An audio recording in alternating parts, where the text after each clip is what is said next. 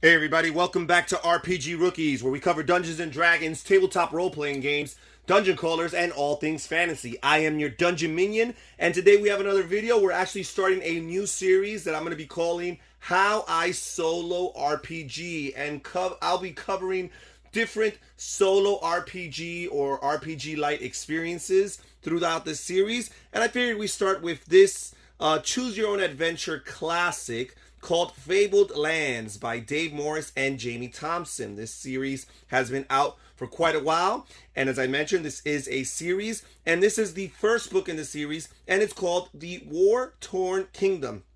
And in order to play this game, all you're going to need is a copy of this book. If you have additional books in the series, that's helpful. Although the other books in the series are more difficult, they will ramp up the difficulty level. But all you need to play to get started is a copy of this book, a D6,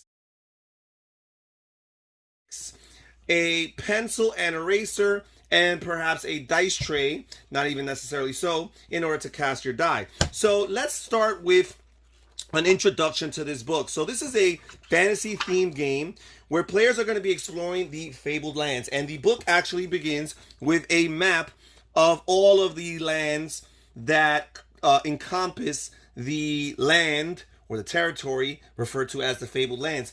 In the back of the book, you're also going to find a zoomed in map of Sokara, which is one of the islands or one of the regions in the Fabled Lands. And this book here, The War-Torn Kingdom, is going to zero in and focus on this land right here. So we're going to look here, introductory adventuring in Fabled Lands. Fabled Lands is unlike any other solo role-playing game. The reason is that you can play the book in any order, coming back to earlier books whenever you wish. So you do have that option to move on to another book and afterward come back to a earlier book.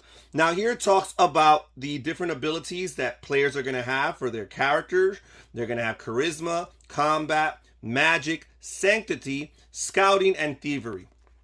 And charisma, combat are pretty straightforward. Magic is going to be the art of casting spells. Sanctity is going to be the gift of divine power and wisdom. Scouting, the techniques of tracking and wilderness lore. And thievery, the talent for stealth and lock picking. Now these scores are going to range from 1 through 6, 1 being low and 6 being high. However, your ability scores will be able to change throughout the course of the adventure, but they'll never be lower than 1 or higher than 12. Players are going to have professions, and professions are the equivalent here to your classes. And based on your profession, you're going to have a predetermined starting skill in each of these 6 abilities here. So it's not going to be like a typical role-playing game where you roll or find other random ways to determine your starting stats. It's going to be predetermined based on your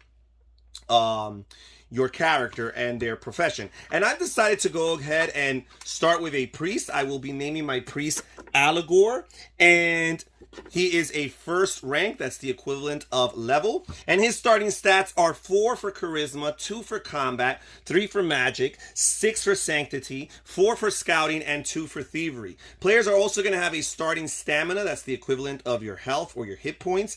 And each player, no matter what their profession is going to start with 9 stamina. And they're going to start as a first rank player. And based on your rank, that's going to determine your title. First rank is outcast. You can work all the way up to 10th rank, where you will be a duke or duchess.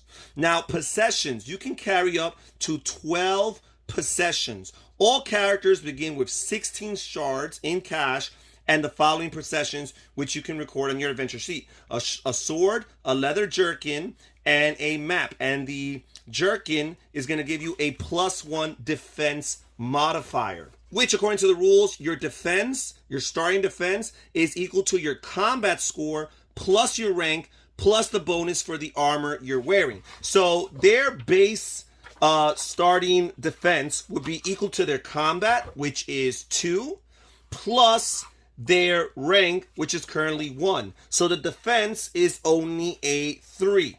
However, he does have leather jerkin, which we will pencil in here, which gives a defense of +1.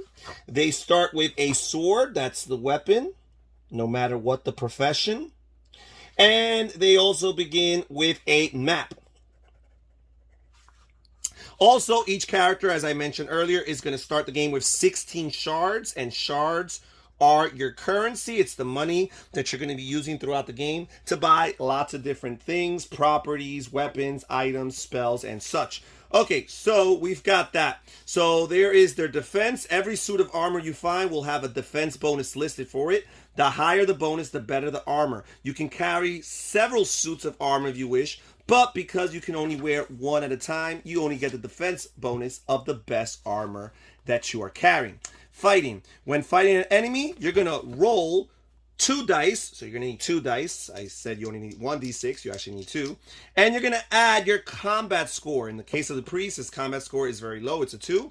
And you're going to need to roll higher than the enemy's defense. Not equal, but higher.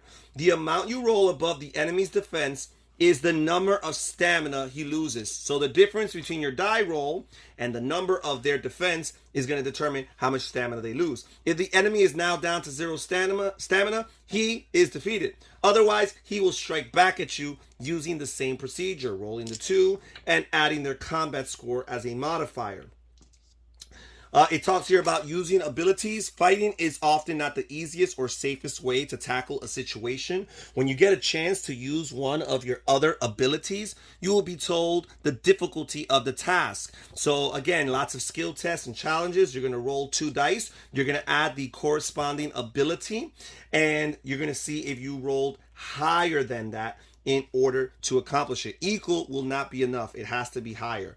So here it talks about code words. There's a bunch of code words that as you go through the different adventures, you're going to be unlocking. And here is the list of all the code words. And the way each of the books works is that each of the code words in each respective book starts with just one letter. So all of the code words here start with the letter A. You got acid, afraid, aid, Aklar, Alicia, Almanac, Aloft, Altitude, and a whole bunch of other code words that start with A. In subsequent books, you have words that start with B and C and so on and so forth. Now, the interesting thing about these keywords is that certain adventures, you're not going to be able to accomplish them or choose particular directions, particular paths, unless you've already unlocked these code words. And not all of these code words are positive. Some of them are actually detrimental to the player. All right, so let's see here.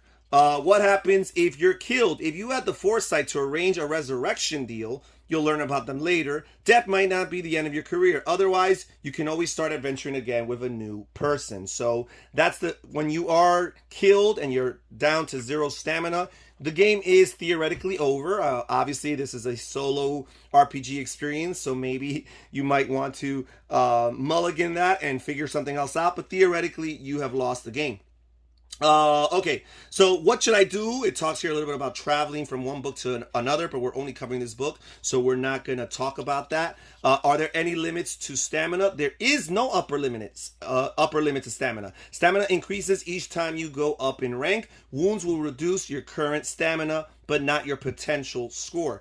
Doesn't matter what type of weapon I have. When you buy a weapon, you can choose what type of weapon. The type of weapon is up to you. Price is not affected, but only by whether it has a combat bonus or not. All right, so that's it, pretty much it. We have here a section for quick rules right before we go into the first paragraph of this adventure. And we're actually going to save that first paragraph of the adventure for our next video. But this was really just an introduction into Fabled Lands. If you're interested, you can keep on following this series as I will be playing through this book and giving you guys an idea as to how it plays. That's it for RPG Rookies. Thank you for joining us here, guys. Take care, and we'll catch you guys next time. Bye-bye.